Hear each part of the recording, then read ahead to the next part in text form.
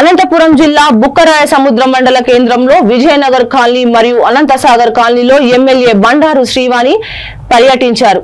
అనంతరం ప్రజల సమస్యలు తెలుసుకుని ప్రజలకు పునరావాసం కలిగించే దిశగా చర్యలు చేస్తున్నామని హామీ ఇచ్చారు.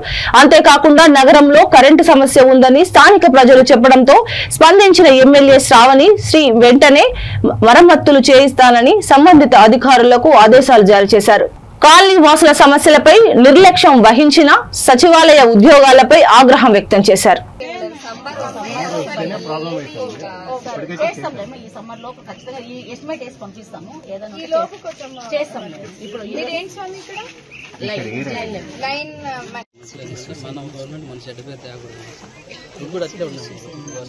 మీకు ఏం కావాలి?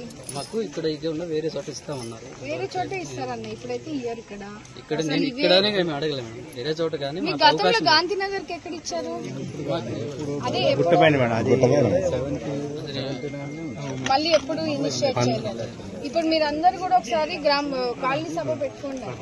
మీరు ఎంతమంది ఉన్నారో అంతా చూసి పునరావాసానికే తీసుకోవాలి. ఏవి కూడా పర్మిషన్స్ చాలా స్ట్రిక్ట్ గా క్లోజ్ చేస్తారు.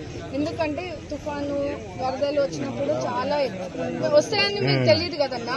లాస్ట్ వరకు వచ్చింది, మనకి 3 times వచ్చేది కదా.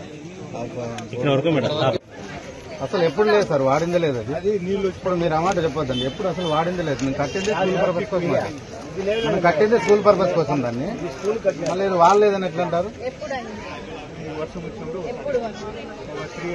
3 years బ్యాక్ అయినప్పుడు మళ్ళీ మీకు ఇన్స్ట్రక్షన్స్ ఇచ్చారా ఇక్కడ వద్దని? పిల్లలు తప్పుంటే అక్కడే వాడుకుంటారు. ఇప్పుడు అక్కడ వాడుకున్న దగ్గర బిల్డింగ్ కూడా నాడు నేడు కింద సగం ఆపేసి వదిలేశారు. ఏం ఇనిషియేట్ చేశారు?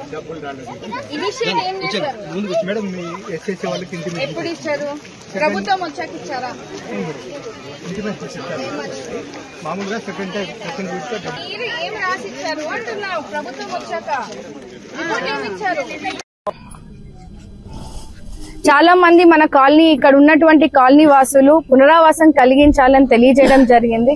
గతంలో కొన్ని దశాబ్దాల కింద కూడా వీళ్ళకి గాంధీనగర్ సైడ్ వాళ్ళకి పట్టాలు ఇప్పించినప్పటికీ అప్పుడున్న పరిస్థితుల్లో ఎవరు కూడా మొగ్గు చూపలేదు. కానీ ఇప్పుడు చాలా మంది ఫ్యామిలీస్ పిల్లలు పెద్దగా అవుతున్నారు, తరం మారుతా ఉంది, పరిస్థితులు మారుతా ఉన్నాయి. ఎందుకంటే ఇప్పుడు తుఫాను వచ్చినా వరదలు వచ్చినా ఏం వచ్చినా ముంపుకు గురయ్యే పరిస్థితి ఉందని తెలుసుకొని ఈ రోజు పునరావాసం కలిగించాలని చాలా మంది మనల్ని కోరడం జరిగింది.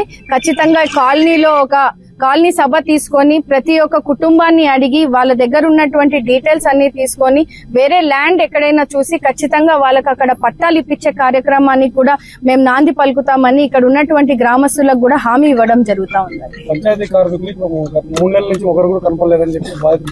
అవునండి, ఖచ్చితంగా చర్యలు తీసుకుంటామండి. ఎందుకంటే నేను స్వయంగా ఈ రోజు నేను మాట్లాడడం జరిగింది. కొత్తగా లాస్ట్ టైం మన ట్రాన్స్ఫర్స్ లో కొత్త పంచాయత్ సెక్రటరీస్ అందరూ కూడా రావడం జరిగింది. ఒక 3 నెలల నుంచి ఇక్కడ ఉన్నటువంటి అబ్బాయి పని చేస్తా ఉన్నారు. వాళ్ళకు కూడా హెచ్చరించడం జరిగింది. నెలకు ఒకసారైనా మనకి ఇక్కడ క్లీనింగ్ జరగాలనేది వాళ్ళకి ఆదేశం ఉన్నప్పటికీ కూడా తూతు మంత్రం కింద వచ్చిపోయే పరిస్థితిని మా దృష్టికి వచ్చినప్పటికీ నేను కూడా ఇవాళ తెలుసుకున్నాను, స్వయంగా చూశాను. కనీసం క్లీనింగ్ కూడా చేయలేని పరిస్థితి నా దృష్టికి రావడము, వాళ్ళకి ఖచ్చితంగా నోటీసులను కూడా జారీ చేసి కలెక్టర్ గారి దృష్టికి, డిపిఓ దృష్టికి కూడా తీసుకెళ్తానని కూడా తెలియజేస్తున్నాను.